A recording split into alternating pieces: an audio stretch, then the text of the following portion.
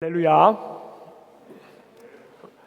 우리 2021년도 마지막 날을 주님 안에서 감사함으로 예배하는 여러분 모두를 주님의 이름으로 사랑하고 축복합니다.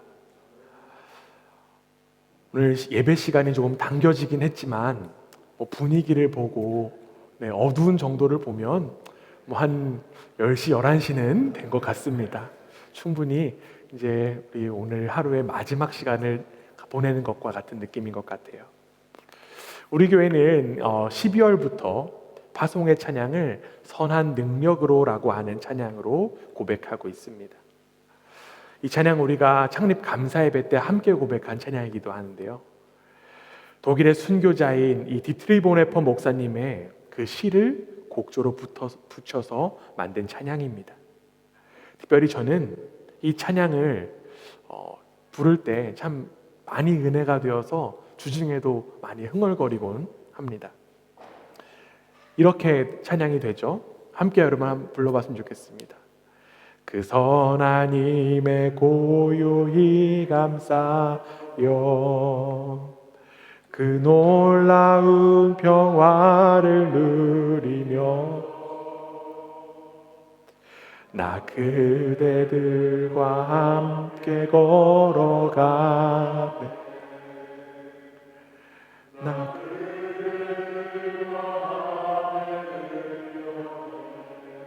네, 감사합니다. 이 시는 보네퍼 목사님이 히틀러 암살 모의에 연루되어서 형무소에 수감되어 있던 1944년도 12월 26일에 자신의 약혼자에게 보낸 편지 가운데 있는 내용입니다. 그 당시는 어떤 시절이었습니까? 히틀러가 거짓 주로 등장하면서 사람들을 폭력과 광기로 내몰던 그런 시기였습니다. 현실 속에 그 대부분의 독일 교회들은 그 사실들을 묵과하고 때로는 동조하면서 현실에 순응했었습니다. 하지만 이 보네퍼 목사님은 이러한 상황 가운데 가만히 있을 수 없었습니다. 그는 자기 시대를 참 주님이 누구인지를 분명하게 고백해야 되는 시대라고 생각했어요. 그래서 의를 위하여 싸우다가 감옥에 갇히게 되었고, 감옥에 갇힌 이 보네퍼 목사님은 선한 힘에 고요히 감싸여 그 놀라운 평화를 누리며 라고 노래한 것입니다. 보네퍼 목사님이 낙심하지 않고 평화를 누릴 수 있었던 이유는 무엇이었을까요?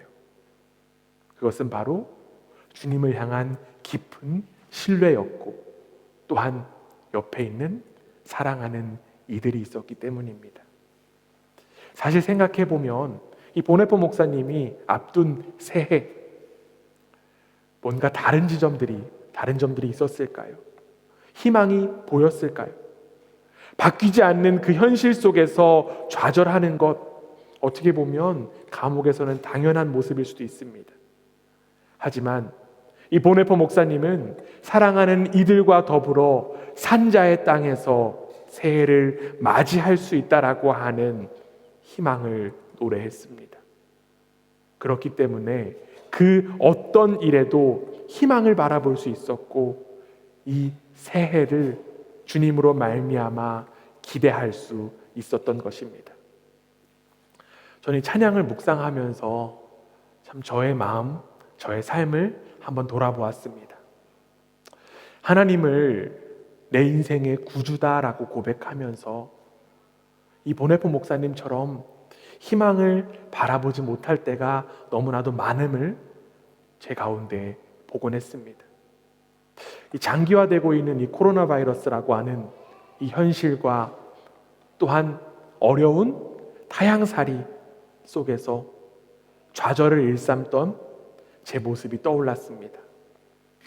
어떠한 일에서도 주님께서 함께 하시기 때문에 희망을 노래하자면서 제가 더욱더 먼저 일어나야만 하는데, 그렇지 못한 모습이 제 가운데 있어서 주님 앞에서 너무나도 부끄럽고 또한 사랑하는 교우들 앞에서도 참 죄송하다는 그런 마음도 들었습니다. 돌아보면 우리에게 희망의 요소는 너무나도 많습니다. 그리고 무엇보다 우리 주님이 함께 하신다라고 하는 것이 가장 큰 희망인 줄 믿습니다. 그뿐만이 아닙니다. 보네포 목사님의 곁에 있었던 그 믿음의 동역자들처럼 우리의 곁에도 함께 길을 걸어가고 있는 이들이 있습니다. 이 모든 것들로 인하여서 우리는 암담한 현실 속에서도 희망을 바라볼 수 있는 것입니다. 우리 옆에 분들하고 이렇게 한번 인사하겠습니다. 주님이 우리와 함께 하십니다. 네. 우리 이번에는 이렇게 한번 인사하겠습니다. 당신은 나의 희망의 원동력입니다. 네. 네. 첫 번째는 참 자유롭게 잘 할 수 있는데 참 이렇게 좀 낯간지러운 이야기 하다 보니까 그렇죠? 네. 여러분들은 또한 저의 희망의 원동력입니다. 오늘 우리가 함께 읽은 성경 말씀에서도 이 전도서 기자가 우리가 희망을 포기하지 않을 수 있는 이유에 관하여 이야기하고 있습니다. 오늘 우리가 함께 읽은 말씀 1절 말씀인데요. 우리 화면 보고 함께 한번 읽어보겠습니다. 함께 읽습니다. 시작. 범사에 기한이 있고 천하만사가 다 때가 있나니. 아멘. 이 전도서는요, 지혜의 말씀입니다. 하나님을 경외하는 이 지혜자는 하나님의 때가 있다라는 사실을 이야기하고 있어요. 하나님을 믿는 우리가 희망을 포기하지 않을 수 있는 이유는 바로 하나님의 때가 가까이 오고 있다라고 하는 확신 때문입니다. 여러분, 하나님의 때가 있습니다. 믿으십니까? 하나님의 때가 있습니다. 우리 함께 한번 따라해 보겠습니다. 하나님의 때가 있습니다. 하나님의 희망은 인간의 소망이 끊어진 자리에서 시작되는 법입니다. 유한한 그 인간의 한계가 나타난 그 자리가 바로 하나님의 일하심이 시작되는 곳이기 때문입니다. 성경에 보면요, 하나님은 길이 없는 곳에서 길을 내시는 분임을 우리는 확인할 수 있습니다. 대표적으로 어떤 모습이 있었을까요? 이스라엘 백성, 출애굽한 이스라엘 백성이 눈앞에 홍해를 만났을 때 하나님은 어떻게 하셨습니까? 그 홍해를 친히 열어주셨습니다. 절망의 골짜기를 은총의 샘물로 바꾸신 분이 바로 하나님이셨습니다. 이러한 사실을 너무나도 잘 알고 있었던 전도서 기자는 희망을 바라볼 수 있음을 이야기하고 있는 것입니다. 여러분, 모든 일에는요, 하나님이 개입하시는 때가 있습니다. 그 때를 헬라어로 뭐라고 할까요? 우리가 잘 알고 있는 카이로스라고 합니다. 시간을 의미하는 그 헬라어의 단위는 두 개가 있습니다. 하나는 크로노스이고 하나는 카이로스입니다. 크로노스는요, 그저 흐르는 시간을 이야기합니다. 강물처럼 자연스럽게 그냥 흘러가는 우리의 시간들을 크로노스라고 이야기합니다. 우리는 이 크로노스 속에서 속절없이 늙어가기도 하고 또한 내일같이 새로운 한 해를 맞이하기도 합니다. 그런데 여러분, 하나님의 시간, 이 카이로스는 다릅니다. 카이로스는 누구의 시간이라고요? 우리 별빛드림 예배 친구들, 카이로스는 누구의 시간일까요? 1번 하나님의 시간, 2번 목사님의 시간. 정답은 하나님의 시간. 그치? 훌륭한 우리 별빛드림 친구들. 그쵸? 카이로스는 하나님의 시간이에요. 이 흘러가는 그 크로노스의 시간 속에서 하나님은 느껴지지 않을 때도 있지만 반드시 그 하나님의 시간 크로노스, 카이로스는 있습니다. 하나님의 시간은 지연되는 것처럼 보이기도 하지만 반드시 오고야 맙니다. 우리가 그 하나님의 시간을 앞당길 수도 없지만 동시에 그 하나님의 시간을 우리가 늦출 수도 없습니다. 이렇게 생각하면 참 우리의 삶이, 우리의 노력이 무력하고 공허하다라고 느낄 수도 있지만 이 하나님의 시간 속에 우리가 할 수 있는 것이 있습니다. 그것은 바로 하나님의 시간과 하나님의 때를 분별하며 그 때에 맞는 삶을 살아가는 것입니다. 전도서 기자는요, 우리 인생의 때에 대해서 이야기하면서 2절부터 그 14쌍씩 그 삶의 계기를 이야기하고 있어요. 그래서 여러분들이 말씀을 쭉 읽으면서 여러 가지 때 계속 나왔잖아요. 우리 한번 여러분들 성경 있으시면 한번 펴서 확인했으면 좋겠습니다. 우리 주보 뒤에도 말씀이 있으니까요. 이렇게 되어 있어요. 첫 번째는 태어날 때가 나오고요. 반대로 죽을 때가 나오겠죠. 그러면 또한 심을 때가 나오고 뽑을 때가 나오고요. 죽일 때가 있으면 반대로 살리는 때가 있고요. 허무는 때가 있으면 세우는 때가 있고, 울 때가 있으면 반대로 울 때가 있고, 울 때가 있으면 웃을 때가 있고요. 통곡할 때가 있으면 반대로 기뻐할 때가 있고, 또한 돌을 흩어버릴 때가 있으면 돌을 모아들일 때가 있고요. 껴안을 때가 있으면 껴안는 것을 삼갈 때가 있고요. 찾아 나설 때가 있으면 포기할 때가 있고요.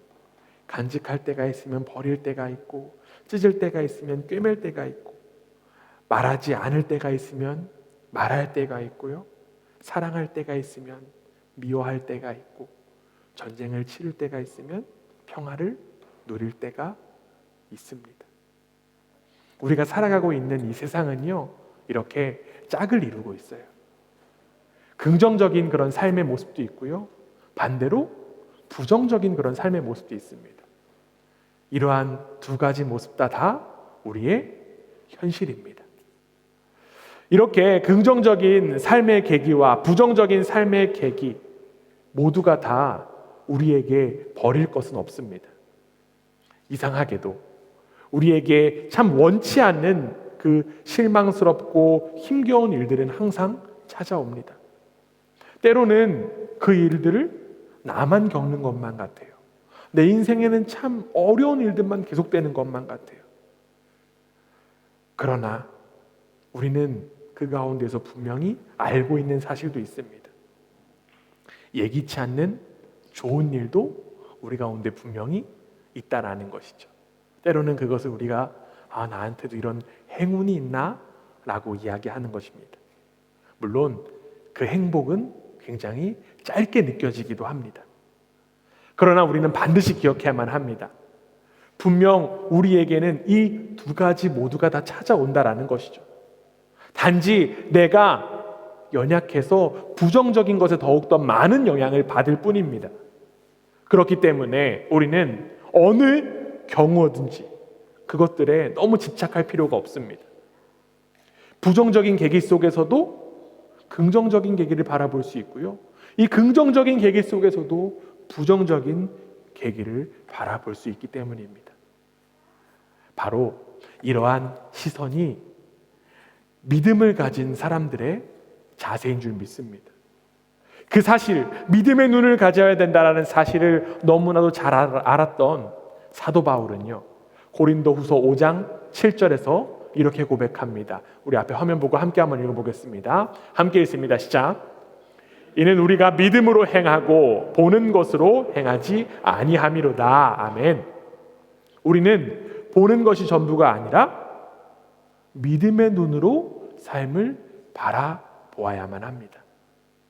믿음의 눈으로 우리의 부정적인 계기들, 특별히 우리의 고통을 한번 바라보기 원합니다.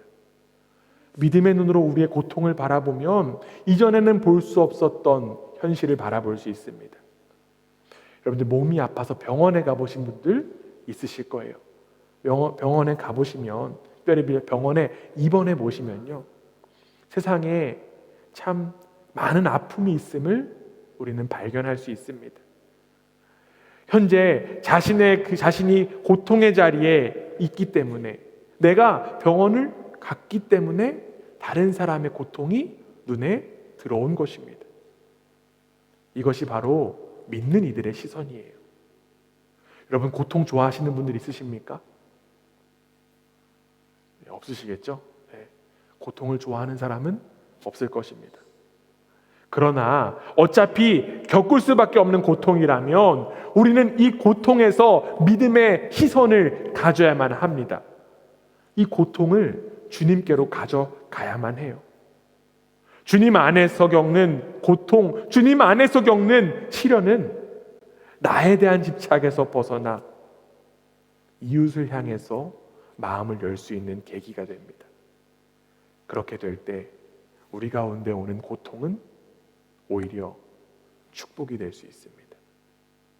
혹여나 여러분들의 삶이 고통의 자리에 있으십니까? 지난 2021년도가 고통과 고난의 연속이셨습니까? 여러분 괜찮습니다.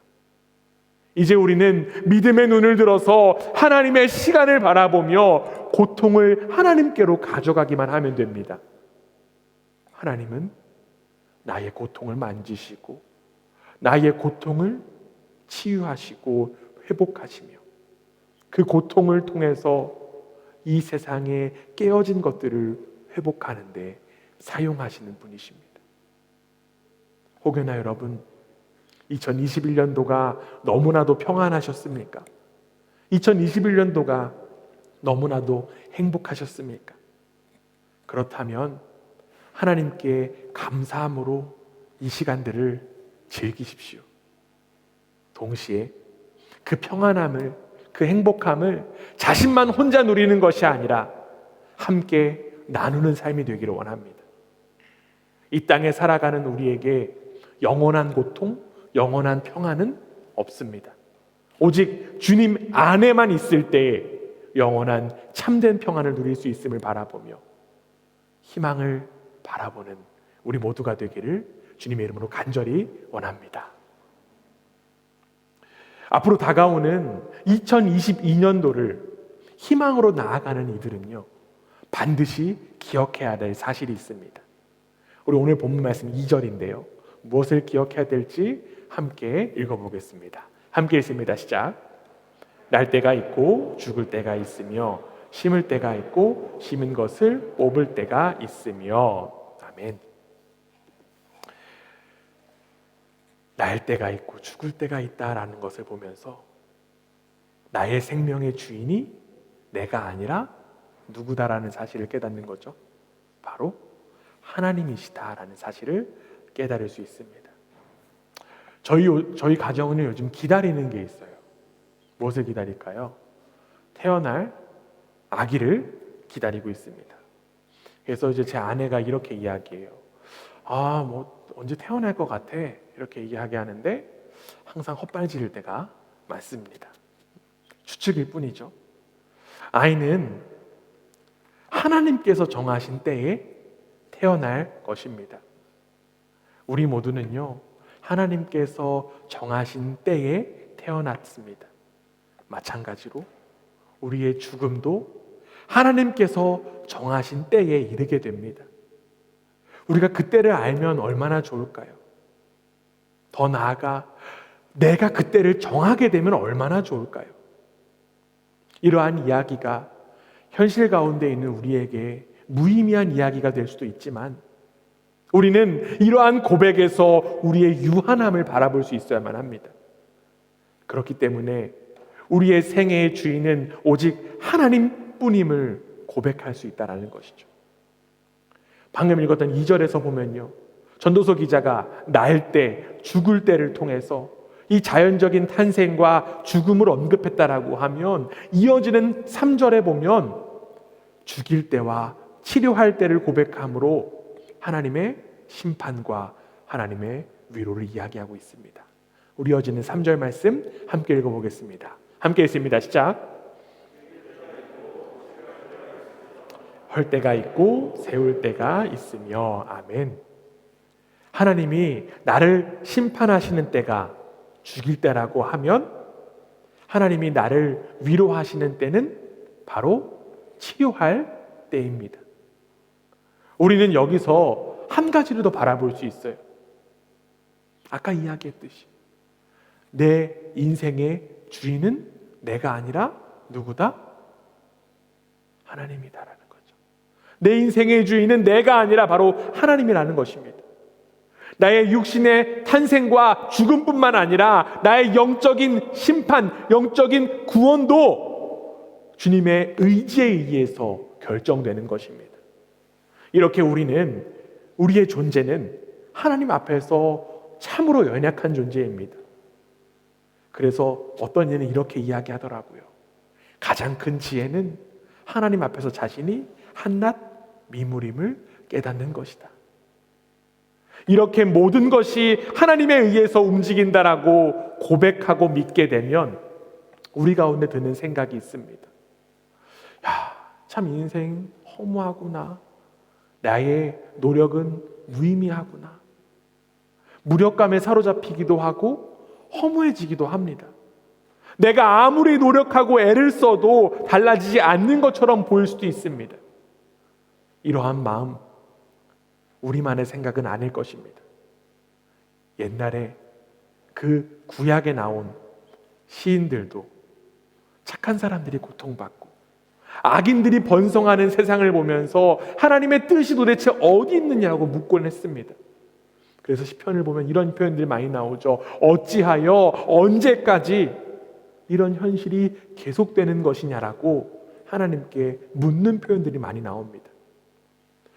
오늘 본문에 나온 전도서 기자도 비슷한 마음이었던 것 같습니다. 그래서 그는 이렇게 고백합니다.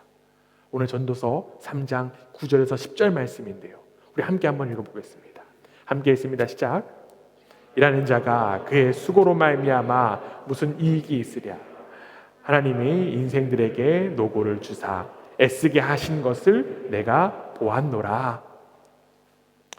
이 문장을 좀 보면요, 이 구절을 보면요, 자칫 우리를 비관주의로 이끄는 것만 같습니다. 인생의 노력과 상관없이 세상은 마치 그냥 제 갈 길로 갈 것이다 라고 들리기 때문입니다. 여러분 정말 그렇습니까? 그렇다면 우리는 굳이 이 세상의 흐름에 맞서서 생고생할 필요가 없을 것만 같습니다. 이익을 도모하는 게 실속이는 행동처럼 생각되기도 합니다. 하지만 우리가 방금 읽은 이 9절에서 10절은요 11절을 연결해서 보아야만 합니다. 이어지는 11절 우리 한번 읽어보겠습니다. 함께 읽습니다. 시작. 하나님이 모든 것을 지으시되 때를 따라 아름답게 하셨고 또 사람들에게는 영원을 사모하는 마음을 주셨느니라. 그러나 하나님이 하시는 일의 시종을 사람으로 측량할 수 없게 하셨도다. 아멘. 우리가 간혹 절망에 빠지는 이유가 무엇일까요? 제가 앞서 이야기했듯이 제가 가끔씩 절망에 빠졌던 이유는 무엇이었을까요? 어떤 현실을 바라볼 때, 무언가를 바라볼 때 내 중심에서 바라보기 때문입니다. 하나님께서 중심이 되셔서 하나님의 시선으로 믿음의 눈으로 바라봐야 하는데 하나님을 전혀 염두에 두지 않기 때문에 우리는 좌절하는 것입니다. 하지만 우리는 반드시 알아야만 합니다. 하나님께서 만물의 주인 되시고 지금도 역사하고 계시고 앞으로도 역사하실 것이라는 사실입니다. 그렇기 때문에 지금은 잠시 어둠이 빛을 이기는 것처럼 보여도 결국 어둠은 빛을 이길 수 없습니다. 또한 미움이 사랑을 이기는 것처럼 보여도 결코 미움은 사랑을 이길 수 없어요. 우리는 하나님께서 만물을 창조하시고 주관하시는 분임을 확실하게 믿어야만 합니다. 여러분 2021년도의 마지막에 서 있으니까 참 2021년도, 2020년도를 생각하면서 코로나와 함께한 그 2년의 시간들이 마치 파노라마처럼 흘러가는 것만 같아요. 2년의 시간을 여러분 어떻게 보내셨습니까? 어떤 분들은 나는 2년을 참 코로나 때문에 삭제당했다라고 표현하시는 분도 있을 수 있습니다. 계획했던 일들도 무산되고 쉽게 앞을 예상하기 어려운 그 현실 가운데 우리가 놓여 있습니다. 그러나 여러분 우리는 이 현실 속에서 잠식당하지 않을 수 있습니다. 왜냐하면 하나님께서 살아계시기 때문입니다. 하나님께서 만물의 주관자 되시기 때문에 주님은 때를 따라 아름답게 하시는 분이시기 때문입니다. 그렇기 때문에 우리가 해야 할 일은 무엇일까요? 주님의 그 아름다움에 우리의 삶을 맡기기만 하면 됩니다. 역사는 반드시 하나님의 때 카이로스를 향해 나아가고 있습니다. 하나님은 모든 것이 제때에 알맞게 일어나도록 역사하시는 분이십니다. 우리는 이 하나님의 시간을 바라보면서 새로운 2022년을 맞이할 수 있어야만 합니다. 우리가 일어나는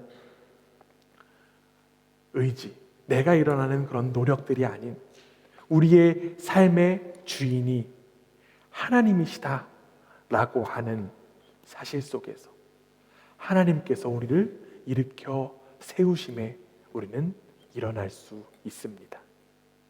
우리는 그 손을 붙잡기만 하면 돼요. 그러나 안타깝게도 우리는 하나님의 시간, 하나님의 일하심을 바라보지 못하고 현실 속에 갇힐 때가 너무나도 많습니다. 왜 그럴까요? 방금 읽었던 11절에서 나와 있듯이 하나님이 하시는 일의 시종을 사람으로 측량할 수 없게 하셨기 때문입니다. 인간은 하나님을 100% 다 알 수 없어요. 유한한 인간의 한계를 다시 한 번 더 경험하는 말씀입니다.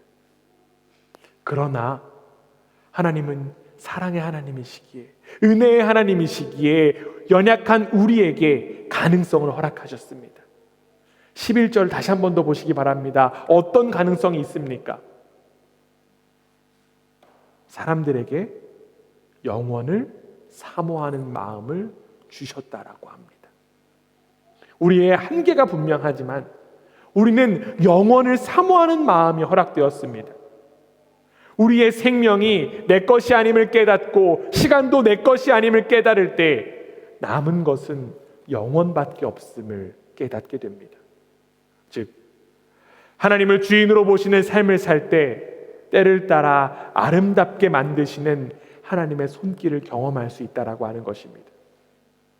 그렇기 때문에 우리는 모든 일을 질서 있게 이끌어 가시는 하나님을 신뢰하며 오늘을 살아갈 수 있는 것입니다. 그리고 내일을 희망할 수 있는 것입니다.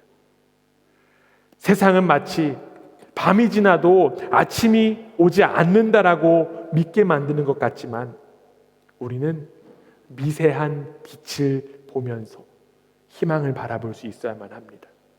왜냐하면 우리는 이 세상을 이끌어 가시는 하나님을 신뢰하기 때문입니다. 바로 그 신뢰의 길을 먼저 걸어가신 분이 예수 그리스도인 줄 믿습니다. 가장 큰 고통의 자리에서 그 고통의 자리를 두고도 예수님께서 담대하게 그 길을 걸어가실 수 있는 이유가 무엇이었습니까? 바로 하나님께서 살아계시고 하나님을 신뢰하기 때문이었습니다. 십자가에서의 그 죽음이 끝이 아니라 생명의 자리이기에, 부활의 자리이기에 예수님은 주님을 바라볼 수 있었습니다.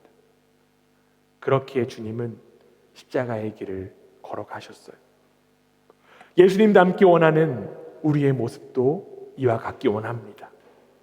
하나님께서 세상의 주관자라고 하는 사실을 믿고 신뢰할 때 우리의 눈앞에 있는 현실, 고통 또한 아픔을 우리는 희망으로 걸어갈 수 있습니다.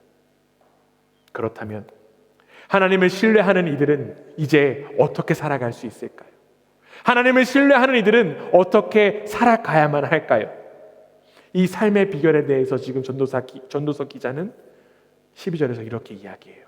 함께 읽어보겠습니다. 함께 읽습니다. 시작. 더 나은 것이 없는 줄을 내가 알았고. 아멘. 하나님을 신뢰하는 우리는요, 기쁘게 살아갈 수 있습니다. 여러분들은 하나님을 신뢰하신다라고 하면 기쁨 가운데 살아갈 수 있다라는 거예요. 우리 옆에 분들하고 이렇게 인사하겠습니다. 기쁘게 살아갑시다. 네, 기쁘게 살아갑시다. 특별히 새롭게 맞이할 2020년은 기쁨이 가득한 한 해가 되기를 원합니다. 그런데 그냥 기쁜 것이 아니에요. 12절에 보면요, 기쁨의 이유가 분명히 나타나 있습니다. 선을 행하는 것에 기쁨이 있어야 된다라고 하는 것이죠. 나의 정욕과 나의 만족 때문에 기뻐하는 것이 아니라 이 선을 행하는 것에 따른 기쁨이 있어야 된다라고 하는 것입니다. 여러분, 선의 반대는 무엇입니까? 악이에요.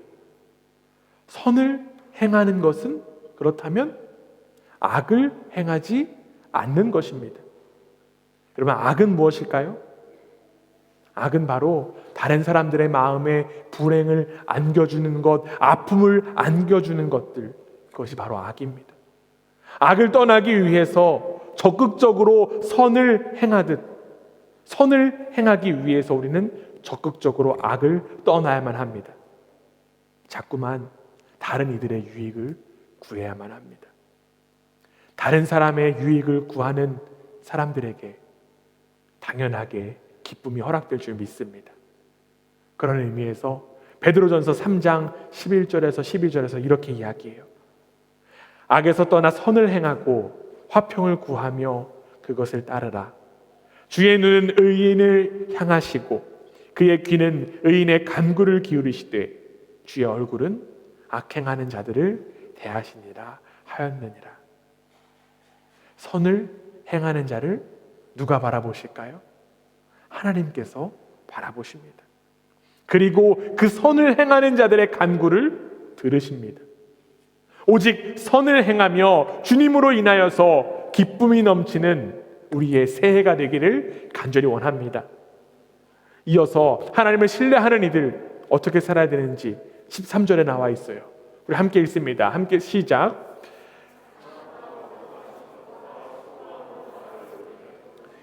하나님의 선물인 줄도 또한 알았도다. 아멘. 하나님을 신뢰하는 이들은요, 하나님의 선물을 누리는 이들입니다. 다시 한번 더 옆에 분들하고 이렇게 인사하겠습니다. 하나님의 선물을 누립시다. 네, 하나님의 선물을 누립시다. 전도서 기자는요, 이 수고함으로 누리는 낙이 바로 하나님의 선물이다라고 고백하고 있습니다. 우리의 관심은요, 참 먹고 마시는 것에 있습니다. 오늘 예배가 끝나고 메뉴가 무엇이지? 라고 하는 관심이 우리 가운데 많잖아요. 어쩌면 우리가 먹고 마시는 것에 때문에 우리는 수고하고 열심을 다하며 사는 것만 같아요. 하지만 우리는 반드시 기억해야만 합니다. 우리가 누리는 것은 우리의 수고로 누리는 것이 아니라 모든 것이 바로 다 하나님께서 주신 선물이라고 하는 것입니다. 우리의 수고 때문에 당연하게 받는 것이 아니라 하나님께서 우리 가운데 주신 선물이라고 하는 거예요. 내가 했다라고 하니, 내가 수고했다라고 하니까 우리가 누리는 것 당연해집니다. 그러나 우리는 2022년도를 하나님의 일하심으로 바라보는 한 해가 되기 원합니다. 내가 일하는 것이 아니라 하나님께서 일하시기 때문에 우리 가운데 선물이 허락되었음을 바라보며 감사함으로 나아갈 수 있는 한 해가 되기 원합니다. 우리가 누리는 모든 것들이 하나님께서 주셨다라고 하는 것을 인정하게 될 때 우리의 삶에는 자연스럽게 감사가 넘치게 될 줄 믿습니다. 여러분, 제가 설교를 마치면서 한 가지 예상을 한 가지 하겠습니다. 2022년도 결코 쉽지 않을 거예요. 네. 갑자기 희망을 얘기하자는데 제가 엉뚱한 이야기를 하고 있네요, 또 그렇죠? 여러분, 2022년도 결코 녹록지 않을 거예요. 어쩌면 이 세상이 더욱더 부도덕해지고 폭력이 가득해질 수도 있습니다. 작년보다 올해가 지구온난화가 더욱더 심해져서 오늘도 따뜻한 하루를 보냈잖아요. 내년은 얼마나 더 힘든 세상이 될까요? 우리의 주어진 삶, 우리의 주어진 상황들 더욱 안 좋아질 수도 있습니다. 그러나 여러분, 처음에 말씀드렸던 것처럼 안 좋은 것이 있으면 반드시 좋은 것이 있습니다.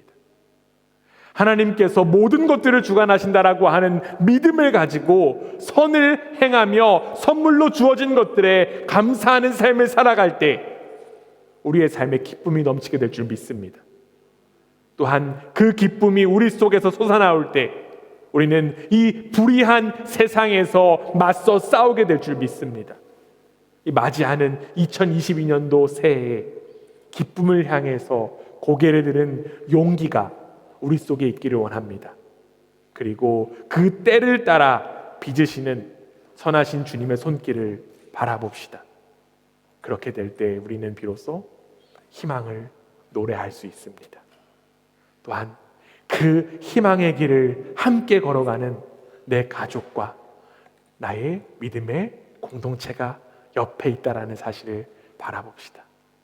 우리 함께 손잡고 그 길을 힘차게 걸어가는 2022년도가 되기를 주님의 이름으로 간절히 원합니다. 아멘.